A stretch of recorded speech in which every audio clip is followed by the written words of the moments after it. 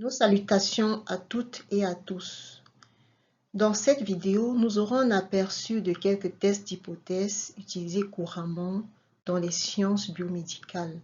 Il s'agira d'introduire les étapes d'analyse à faire avec le logiciel R et de poursuivre de façon pratique avec ce logiciel. Le travail pratique aura pour objectif de fournir un contenu lié aux tests de comparaison des moyennes et des proportions, de démontrer avec des exemples comment exécuter au moyen des codes programmes ces tests avec le logiciel R, comment visualiser les résultats et surtout comment les interpréter, laquelle interprétation repose soit sur la statistique de test, soit au moyen de l'intervalle de confiance à 95%, ou encore en utilisant la valeur P, encore appelée la pi-valeur.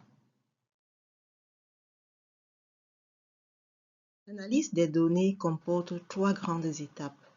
Les tests d'hypothèse sont une étape essentielle de l'analyse des données.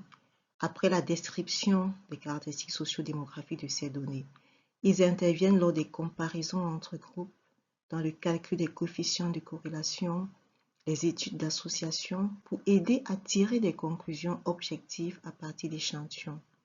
Ils permettent donc de décider si une affirmation concernant une population est soutenue par des données observées. La prochaine étape après l'inférence statistique est l'application de ces statistiques dans le cas des régressions, principal outil d'identification des déterminants dans le cadre d'une étude épidémiologique. Pour cette formation, nous aurons besoin du logiciel statistique R et de son homologue RStudio. Alors pour installer R, il vous suffira d'aller sur le site Google. Vous tapez par exemple CRAN et R.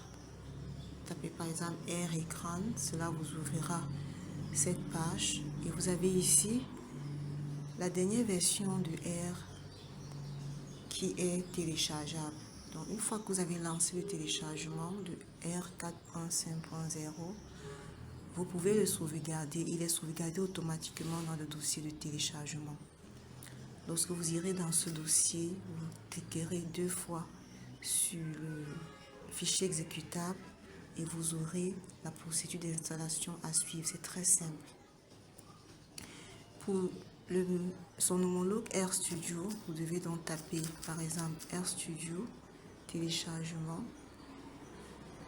Vous avez donc sur le post-it.com RStudio Desktop que vous allez aller chercher. Donc lorsque cette page va s'ouvrir, vous aurez la version exécutable donc à aller chercher. Et avant d'installer RStudio, vous devez d'abord installer le logiciel R avant d'installer RStudio. Donc, lorsque le téléchargement sera terminé, vous irez donc installer de la même façon le logiciel RStudio. Donc voilà, il se charge. Donc vous avez ici, première des choses à faire, c'est comme je le disais, installer R parce que RStudio nécessite que R soit d'abord installé. Donc voilà. Deuxième méthode, installer RStudio. Donc vous aurez donc à cliquer sur cette icône d'installation de Windows.x. Donc il y a une petite flèche de téléchargement ici. Donc lorsque ce sera fait, vous aurez donc vos logiciels installés qui ne sont prêts qu'à être utilisés. Lorsque R sera installé, nous utiliserons la console de R pour exécuter les codes programmes relatifs aux tests de comparaison des moyennes et des proportions suivant les approches paramétriques et non paramétriques. Nous allons considérer pour chaque section et ce tour à tour le test de conformité en code d'adéquation, ceux impliquant 2 échantillons indépendants ou à parier. Nous débuterons cette pratique sous R avec le calcul des quantiles. Un quantile est considéré dans le cadre des tests d'hypothèse comme étant la valeur théorique ou encore le seuil de décision. à partir de laquelle la décision de rejet ou de l'acceptation de l'hypothèse nulle est prise.